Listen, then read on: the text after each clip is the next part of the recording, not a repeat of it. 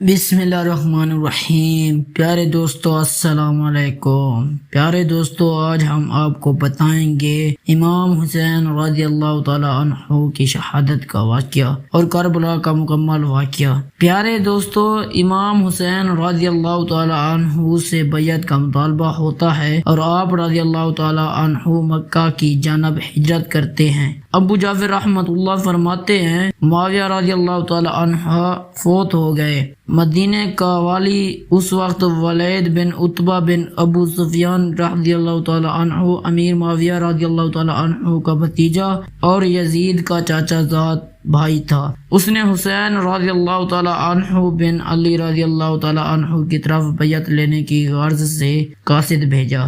آپ رضی اللہ تعالی عنہ نے فرمایا مجھے سوچنے کی مہلت دو اور جلدی نہ کرو۔ ولید نے ان کو مہلت دے دی۔ اسی اثنا میں آپ رضی اللہ تعالی عنہ مکہ تشریف لے آئے۔ اہل کوفہ پیام بھیجتے ہیں۔ کوفہ والے ان کے پاس آئے اور بعض نے قاصدوں کے ہاتھ پیغامات بھیجے کہ ہم نے آپ کی خاطر اپنے آپ کو بیعت سے روک رکھا ہے، ہم یزید کے والی کے پیچھے جمعہ نہیں پڑھتے ہیں، آپ ہمارے پاس تشریف لے آئیں۔ کوفہ کے والی اس وقت نعمان رضی اللہ تعالی عنہ بن بشیر انصاری تھے۔ مسلم رحمۃ اللہ کوفہ روانہ ہوتے ہیں۔ حسین رضی اللہ تعالی عنہ نے اپنے چچا زاد بھائی مسلم رحمۃ اللہ بن عقیل بن ابی طالب سے فرمایا کہ تم کوفہ جاؤ اور حالات کا جائزہ لو، اگر ان کے بیانات سچے ہیں تو ہم کوفہ جائیں گے۔ مسلم رضی اللہ تعالی عنہ روانہ ہوئے اور مدینہ پہنچے۔ وہاں سے دور حبر ساتھ لیے جو انہیں ریگستان علاقے سے لے گئے۔ راستے میں انہیں پیاس لگی اور رہبروں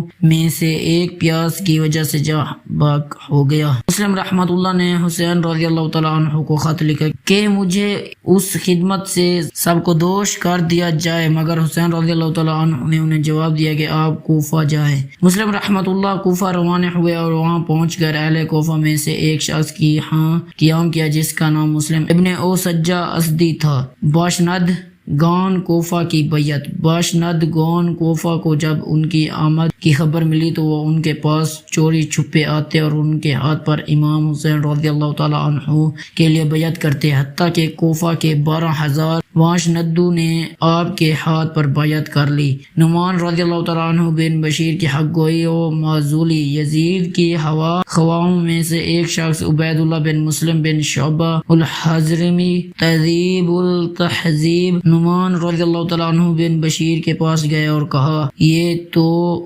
سچ مچ کمزور ہے یا بن رہا ہے، ملک میں فساد پھیلا ہوا ہے۔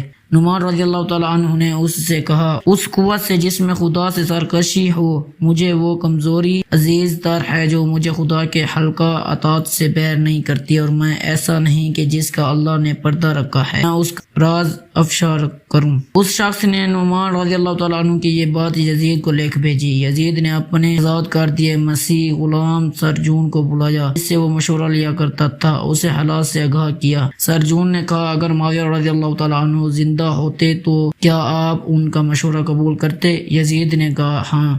اس نے کہا تو میرا یہ مشورہ قبول کیجئے کہ کوفہ کا والی بھی ابن زیاد کو بنا دیا جائے۔ کوفہ کے لیے ابن زیاد ہی موضوع ہے۔ یزید ان دنوں ابن زیاد سے خفا تھا اور بصرہ کی گورنرنی سے بھی اسے معزول کرنے کا قصد کر رہا تھا، لیکن اسی مسیح مشورے کے بعد یزید نے ابن زیاد کو خط لکھا جس میں اس سے خوش نودی کا اظہار کیا اور اسے لکھا کہ ہم بصرہ کے ساتھ کوفہ کا بھی تجھے والی بناتے ہیں، مسلم بن عقیل رحمۃ اللہ کو تلاش کرو، اگر وہ مل جائے تو اسے قتل کر۔ ابن زیاد کی کوفہ میں آمد۔ ابن زیاد بصرہ کے کچھ سرداروں کے مایت میں کوفہ آیا۔ اس نے ڈھاٹا باندھ رکھا تھا، وہ جس مجلس کے پاس سے بھی گزرتا سلام کرتا تو لوگ اسے جواب بھی کہتے علیکم السلام یا ابن بنت رسول اللہ، اے دختر رسول اللہ صلی اللہ علیہ وسلم کے فرزند تجھ پر سلام ہو۔ وہ سمجھ رہے تھے کہ حسین بن علی رضی اللہ تعالی عنہ تشریف لے آئے ہیں، حتیٰ کہ ابن زیاد کا سر امارت میں پہنچ گئے۔ مسلم بن عقیل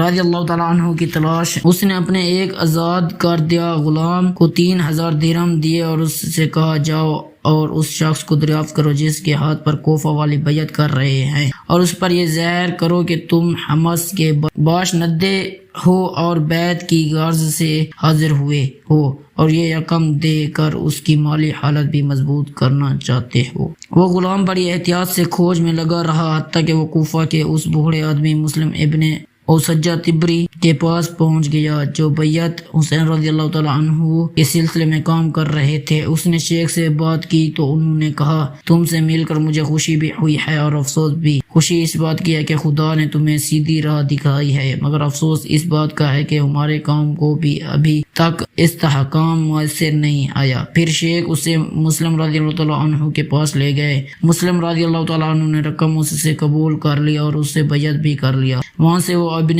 زیاد کے پاس واپس آیا اور سارا ماجرا سنایا۔ جب ابن زیاد اس گھر تک پہنچا جہاں مسلم رضی اللہ تعالیٰ عنہ قیام فرماتے تھے، آپ رضی اللہ تعالیٰ عنہ حانی بن رحمت اللہ عروہ مرادی کے مکان میں منتقل ہو چکے تھے اور حسین بن علی رضی اللہ تعالیٰ عنہ کو پیغام بھیج چکے تھے کہ کوفہ کے 12,000 باشندے بیعت کر چکے ہیں، آپ تشریف لے آئیں۔ حانی رحمت اللہ بن عروہ کی گرفت۔ ابن زیاد نے سردار ان کوفہ سے کہا کہ کیا بات ہے کہ وہ لوگوں کے ساتھ حانی بن عروہ رحمت اللہ مجھے ملنے کے لیے نہیں آئے۔ اس پر محمد بن اشعث اپنے قبیلے کے چند آدمیوں کے ہمراہ حانی بن عروہ کے پاس گئے۔ وہ اس وقت اپنے گھر کے دروازے پر کھڑے تھے۔ ان لوگوں نے کہا امیر آپ کا ذکر کر رہے تھے اور ملاقات بھی تاخیر کی شکایت کر رہے تھے، آپ کو ان کے پاس جانا چاہیے۔ ان لوگوں کے اصرار پر حانی بن عروہ سوار ہو کر ابن زیاد کی طرف روانہ ہوئے۔ وہ سب لوگ بھی آپ کے ساتھ ساتھ چلتے رہے حتیٰ کہ آپ ابن زیاد کے پاس پہنچ گئے۔ قاضی شرعی بھی اسی وقت ابن زیاد کے پاس موجود تھا۔ ابن زیاد کی نظر جو حانی پر پڑی تو اس نے شہری سے کہا اس حمق کو اس کی قضا ہمارے پاس کھینچ لائی ہے۔ حانی نے سلام کیا۔ ابن زیاد بولا حانی مسلم کہاں ہیں؟ انہوں نے کہا مجھے کچھ خبر نہیں۔ ابن زیاد نے کہا غلام کو حاضر کیجیے۔ غلام کو دیکھ کر حانی رحمت اللہ خاموش ہونا پڑا۔ آپ نے ابن زیاد سے کہا خدا کی سنار ہوا امیر پر میں نے انہیں اپنے گھر نہیں بلایا تھا بلکہ وہ خود تشریف لائے اور اپنا آپ میرے حوالے کر دیے۔ ابن زیاد نے کہا اسے میرے پاس حاضر کرو۔ حانی کہنے لگے خدا کی قسم اگر وہ میرے پاؤں کے نیچے بھی ہوتے تو میں ان پر قدم نہ اٹھاتا۔ ابن زیاد نے حکم دیا کہ حانی کو میرے قریب کرو۔ لوگ حانی کو قریب لے گئے تو ابن زیاد سے ان کو اوپری پر چھڑی ماری اور ان کا ابرو زخمی ہو گیا۔ آپ پہرہ دار کی تلوار کی طرف جھپٹے کے اسے میان سے نکال لے مگر انہیں پیچھے ہٹا دیا گیا۔ ابن زیاد بولا اب خدا نے تیرے خون حلال کر دیا، حکم دیا کہ انہیں محل کے فلاں حصے میں قید کر دیا جائے۔ رسول اللہ صلی اللہ علیہ وسلم نے فرمایا تھا خون مسلم حلال ہونے کی صرف 3 صورتیں ہیں، قصاص، زنا یا ارتداد۔ مسلم دور یزید میں یہ چوتھا طریقہ ایجاد ہوا کہ پہلے اشتعال دلاؤ مارو، پھر جب مظلوم اپنی مدافعت میں ہاتھ اٹھائے تو اس کا خون حلال ٹھہرا کر قتل کر دو۔ عصر حاضری کے امریکی سیاست کا انداز بھی یہی ہے۔ قبلہ کا احتجاج۔ جو ہی ایک خبر قبیلہ مزحج کو ملی محل کے دروازے پر ایک ہنگامہ مچ گیا۔ ابن زیاد نے شور سنا تو پوچھا یہ کیا ہو رہا ہے؟ لوگوں نے بتایا کہ یہ قبلہ مزحج کے لوگ ہیں جو حانی رحمت اللہ کی گرفتاری پر احتجاج کر رہے ہیں۔ ابن زیاد نے قاضی شرعی سے کہا تم ان لوگوں کے پاس جاؤ اور انہیں بتلاؤ کہ میں نے محض تحقیقات کی غرض سے انہیں روک رکھا ہے اور ایک غلام کو قاضی پر جاسوس مقرر کر دیا۔ شرعی حانی رحمت اللہ کے قریب سے گزر حانی رحمت اللہ نے اسے کہا شرعی خدا سے ڈرو، یہ مجھے قتل کرنے کے در پہ ہیں۔ شرعی باہر نکلا، محل کے دروازے پر کھڑا ہوا اور لوگوں سے کہا حانی رحمت اللہ کو کوئی خطرہ نہیں ہے، امیر نے محض تحقیقات کی خاطر انہیں روک لیا ہے۔ یہ سن کر لوگ منتشر ہو گئے۔ مسلم رضی اللہ تعالیٰ عنہ کا لشکر شاہی محل کے دروازے پر مسلم رضی اللہ تعالیٰ عنہ کو خبر ملی تو انہوں نے نعرہ خاص بلند کیا۔ کوفہ کے 4000 باشندے ان کے گرد اکٹھے ہو گئے۔ مسلم رضی اللہ تعالیٰ عنہ نے ہر دل دستے تیار کیے، پھر میمونہ اور میسر کو ترتیب دی، خود لشکر کے قلب کی عدد کرتے ہوئے ابن زیاد کی طرف روانہ ہوئے۔ مسلم رضی اللہ عنہ کے ساتھیوں نے بے وفائی کی۔ ابن زیاد کوفہ کے سرداروں کو شاہی محل میں اکٹھا کر لیا۔ جب مسلم رحمت اللہ شاہی محل کے دروازے پر پہنچے تو سردار ان کوفہ نے اوپر سے جھانکا اور اپنے قرابت داروں کو سمجھانے بجھانے اور انہیں لوٹانے جانے کی تلقین کرنے لگے۔ مسلم رضی اللہ تعالیٰ عنہ کے ساتھی ایک ایک کر کے سر کرنے لگے حتیٰ کہ شام کے وقت صرف 500 آدمی رہ گئے، اور جب رات کا اندھیرا چھایا تو وہ بھی نکل گئے۔ مسلم رضی اللہ تعالیٰ عنہ نے دیکھا کہ وہ تنہا رہ گئے ہیں تو وہ بھی وہاں سے چلے پڑے اور گلیوں میں ادھر ادھر پھرتے رہے، حتیٰ کہ ایک گھر کے دروازے پر اترے ایک عورت باہر آئی۔ مسلم رضی اللہ تعالیٰ عنہ نے کہا مجھے پانی پلاؤ، وہ پانی پلا کر چلی گئی۔ کچھ دیر کے بعد وہ باہر آئی تو کیا دیکھتی ہے کہ وہ دروازے پر ہی بیٹھے ہیں۔ عورت نے کہا اللہ کے بندے، آپ کے یہاں بیٹھنے سے شک ہوتا ہے، آپ یہاں سے اٹھ جائیں۔ انہوں نے کہا میں مسلم بن عقیل ہوں، تیرے ہاں کوئی ٹھکانہ ہے؟ اس نے کہا ہاں ہے، آپ اندر تشریف لے آئیں۔ اس عورت کا لڑکا محمد بن اشعث کا آزاد کردہ غلام تھا۔ اسے جو ان کی آمد کی خبر ہوئی تو اس نے ابن اشعث کو اطلاع کر دی۔ مسلم رضی اللہ تعالیٰ عنہ کی گرفتاری۔ ابن اشعث نے ابن زیاد کو مطلع کیا۔ ابن زیاد نے عمر بن حریث المخرومی کو طوال اور ابن اشعث کے لیے بیٹے عبد الرحمن کو مسلم رحمۃ اللہ کی گرفتاری کے لیے روانہ کیا۔ مسلم رحمۃ اللہ کو خبر بھی نہ ہوئی اور ان کے ٹھکانے کا احاطہ کر لیا گیا۔ جب مسلم رحمۃ اللہ نے دیکھا کہ وہ معصور ہو گئے تو وہ تلوار لے کر باہر آ گیا اور پولیس کے ساتھ مبارزت کی۔ عبد الرحمن بن محمد بن اشعث نے انہیں کہا آپ میری پناہ میں ہیں۔ اس کے بعد وہ انہیں ہاتھ سے پکڑ کر ابن زیاد کے پاس لے آئے۔ مسلم رحمۃ اللہ اور حانی کی شہادت۔ ابن زیاد نے حکم دیا کہ مسلم رحمۃ اللہ کو محل کے اوپر لے جا کر اس کی گردن اڑا دو اور اس کا لاشا بازار میں پھینک دو، اور حانی رحمۃ اللہ کے بارے میں اس نے حکم دیا کہ اسے گھسیٹ کر کناسہ کوفہ میں ایک جگہ کا نام لے جایا جائے اور وہاں اسے سولی پر چڑھا دیا جائے۔ امام حسین رضی اللہ تعالیٰ عنہ نظام خلافت کے لیے کوفہ روانہ ہوتے ہیں۔ ادھر حسین رضی اللہ تعالیٰ عنہ بن علی رضی اللہ تعالیٰ عنہ مسلم بن عقیل رضی اللہ تعالیٰ عنہ کا خط پڑھ کر کوفہ کی طرف روانہ ہو گئے، حتیٰ کہ جب قادسیہ ان سے 3 میل کے فاصلے پر تھا، ہرجن یزید تمیمی آپ سے ملا اور پوچھا کیا کہاں کا ارادہ ہے؟ آپ رضی اللہ تعالیٰ عنہ نے فرمایا اس شہر کوفہ جانے کا ارادہ رکھتا ہوں۔ فور نے کہا آپ لوٹ جائے، کوفہ کے حالات آپ کے لیے سازگار نہیں ہیں۔ آپ رضی اللہ عنہ نے واپسی کا ارادہ کر لیا۔ حضرت مسلم رحمۃ اللہ بن عقیل رضی اللہ تعالیٰ عنہ کے بھائی آپ کے ہمراہ تھے۔ انہوں نے کہا واللہ ہم واپس نہیں جائیں گے، انتقام لیں گے، ہم بھی قتل ہو جائیں گے۔ اس پر حسین رضی اللہ تعالیٰ عنہ نے فرمایا تمہارے بات جی کر مجھے کیا لینا ہے، یہ کیا کر وا کوفہ کی سمت روانہ ہوئے۔ راستے میں ابن زیاد کے ہر اول دستے نظر آؤ تو وہ کربلا کی طرف مڑ گئے اور ایسی جگہ ڈیرے ڈالے جہاں ان کی پشت پر بانس کا جھنڈا اور جھاڑ کا جھنکار تھا تاکہ دشمن کا حملہ ایک ہی رخ سے ہو۔ آپ رضی اللہ تعالیٰ عنہ کے ساتھ اس وقت 45 سوار اور 100 پیادہ تھے۔ ابن سعید کا تقرر۔ عمر بن سعید رضی اللہ تعالیٰ عنہ بن ابی وقاص سے ابن زیاد نے دے کی حکومت کا وعدہ کر رکھا تھا۔ اب اس عہدے کی قیمت لینے کا وقت آیا۔ ابن زیاد نے ابن سعد سے کہا اس آدمی کا بندوبست کرو۔ عمر بن سعد نے کہا اس خدمت سے مجھے معاف رکھیے۔ ابن زید نے اس کی معذرت قبول نہ کی۔ عمر بن سعد نے درخواست کی اچھا مجھے 1 رات کی مہلت دے دو۔ ابن زیاد یہ بات مان گئے۔ عمر بن سعد رات بھر اس معاملے میں سوچتا رہا کہ ایک طرف حکومت ہے، دوسری طرف شفاوت اور آلودہ معصیت۔ بالآخر صبح ابن زیاد کے پاس جا کر اپنی آمادگی کا اظہار کر دیا۔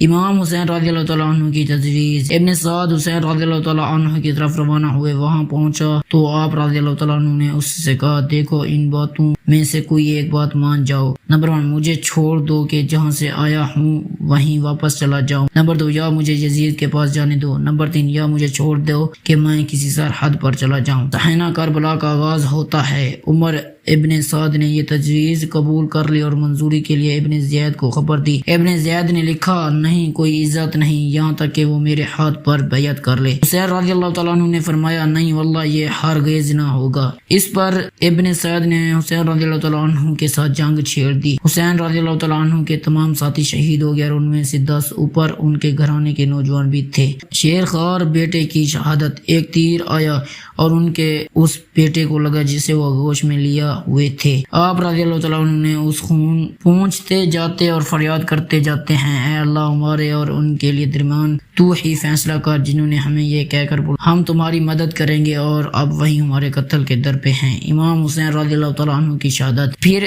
ایک یمنی چادر منگوائی، اسے پھاڑ کر اپنے بدن پر لپیٹا اور ہاتھ میں تلوار لے کر میدان جنگ میں اترے۔ وہ برابر مبارزت کرتے رہے حتیٰ کہ شہید ہو گیا۔ خدا کی رحمت کرتے ہوں ان پر۔ انہیں جس شخص نے شہید کیا وہ قبیلہ مدحج کا ایک آدمی تھا۔ آپ رضی اللہ تعالیٰ عنہ کا سر کاٹ کروا ابن زیاد کے پاس لے گیا اور یہ اشعار پڑھے۔ ترجمہ: میرے اونٹ پر چاندی اور سونا لاد دو، اس لیے کہ میں نے ایسے بادشاہ کو قتل کیا جس تک رسوائی مشکل تھی۔ میں نے ایسے انسان کو مارا جس کے ماں باپ ساری مخلوق سے افضل تھے اور حسب نسبے کے اعتبار سے جو سب سے برتر تھا۔ سر مبارک یزید کے دربار میں لے گئے۔ ابن زیاد نے اسے یزید بن معاویہ رضی اللہ عنہ کے پاس بھیج دیا۔ حسین رضی اللہ تعالیٰ عنہ کا سر اس کے ساتھ تھا۔ اس نے آپ رضی اللہ تعالیٰ عنہ کا سر یزید کے سامنے رکھ دیا۔ ابو حریرہ رضی اللہ تعالیٰ عنہ اسلمی اس وقت یزید کے پاس تھے۔ یزید آپ رضی اللہ عنہ کے دہان مبارک کو چھری سے ٹھکا دیتا تھا اور کہتا تھا۔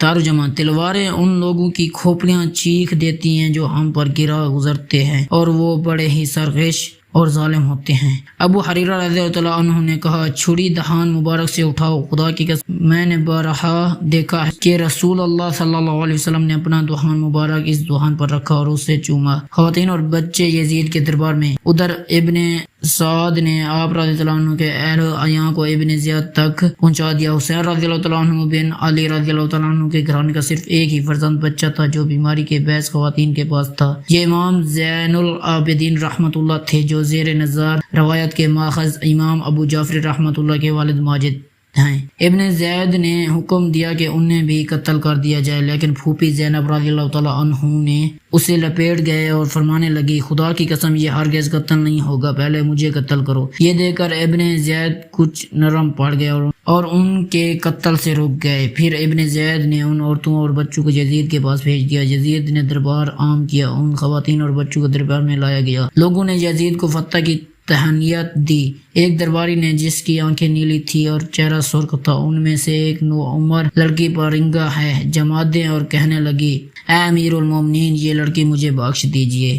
زینب رضی اللہ تعالی عنہما نے فرمایا، نہیں واللہ تجھے اس کا حق ہے نہ اسے، مگر یہ کہ وہ اللہ کے دین سے نکل جائے۔ اس نیلی آنکھوں والے نے اپنی بات دہرائی تو یزید نے کہا، خاموش رہو۔ پھر اس قافلے کو اپنے گھر بھیج دیا۔ انہوں نے سفر کی تیاری میں ان کی مدد کی اور انہیں مدینہ روانہ کر دیا۔ ابن جریر طبری رحمۃ اللہ نے دل فنگار واقعہ دوسری سند کے ساتھ تفصیل سے نقل کیا ہے۔ آپ لکھتے ہیں، فاطمہ بنت علی رضی اللہ تعالیٰ عنہ سے مروی کہ جب ہم یزید کے سامنے بیٹھائے گئے تو اس نے ہم پر ترس کیا، ہمیں کچھ دینے کا حکم دیا، بڑی مہربانی سے پیش آیا۔ اسی اثنا میں ایک سرخ رنگ کا شامی کھڑا ہوا اور کہنے لگا، امیر المومنین یہ لڑکی مجھے نہ کر دیجئے، اور میری طرف اشارہ کیا۔ اس وقت میں کمسن اور خوبصورت تھی۔ میں خوف سے کانپنے لگی کہ شاید یہ ان کے لیے جائز ہے۔ میں نے اپنی بہن زینب کی چادر پکڑی، وہ مجھ سے بڑی تھی، زیادہ سمجھدار تھی، جانتی تھی کہ یہ بات ہو نہیں سکتی۔ انہوں نے پکار کر کہا، تو کمینہ ہے، نہ تجھے اس کا اختیار ہے نہ اسے یزید کا اس کا حق ہے۔ اسے جرأت پر یزید کو غصہ آ گیا، کہنے لگا، تو جھوٹ بکتی ہے، واللہ مجھے یہ حق حاصل ہے، اگر چاہو تو ابھی کر سکتا ہوں۔ زینب رضی اللہ تعالیٰ عنہ نے کہا، واللہ ہرگز نہیں، خدا نے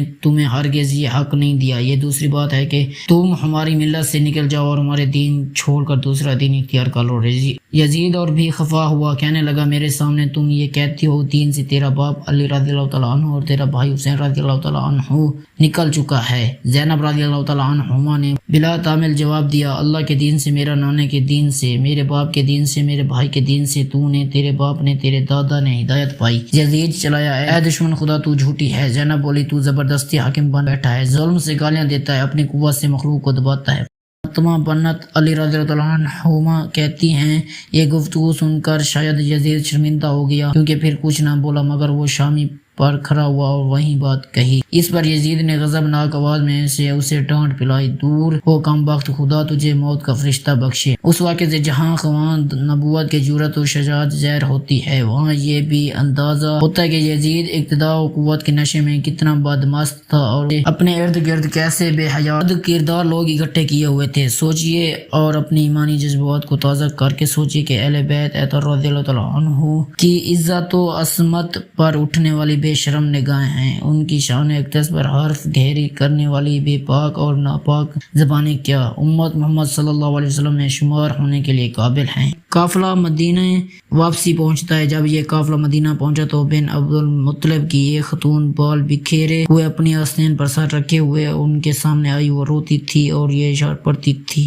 ترجمہ: تم کیا جواب دو گے اگر پیغمبر صلی اللہ علیہ وسلم نے تم سے پوچھا کہ تم نے آخری امت ہو کر میری وفات کے بعد میرے گھرانے کے ساتھ کیا سلوک کیا؟ ان میں سے کچھ قیدی ہیں اور کچھ خون میں لتھڑے ہوئے مقتول ہیں۔ میں جو زندگی بھر تمہیں نصیحتیں کرتا رہا یہ جزانا تھی کہ تم میرے اور ابتداروں کے ساتھ ایسی بدسلوکی کرو۔ روایت ختم ہوئی۔ خاتون محترمہ نے ان اشعار میں وہی وصیت یاد دلائی جو نبی کریم علیہ الصلوۃ والتسلیم نے اپنی امت کو فرمائی اور زید رضی اللہ تعالی عنہ بن ارقم نے ہم تک پہنچائی۔ دیکھو میں تم میں دو ایسی چیزیں چھوڑے جا رہا ہوں کہ اگر تم نے انہیں تھام رکھا ہو تو گمراہ نہیں ہوں گے۔ ان میں ایک دوسری سے عظیم تر ہے۔ نمبر 1 کتاب اللہ، یہ وہ رسا ہے جو آسمان سے زمین تک لٹکا رہا ہے۔ نمبر 2 میری اطرت، میرے اہل بیت، یہ دونوں ایک دوسرے سے ہرگز جدا نہیں ہوں گے یہاں تک کہ حوض پر میرے پاس آ پہنچیں گے، تو خیال رکھنا کہ میرے بعد تم ان سے کیسا سلوک کرتے ہو۔ افسوس اس امت کے امرو ملوک نے قرآن سے اچھا سلوک کیا۔ پیارے دوستو، اگر ہماری ویڈیو اچھی لگی تو ہمارے چینل کو سبسکرائب اور ویڈیو کو لائک کر دیں۔ شکریہ۔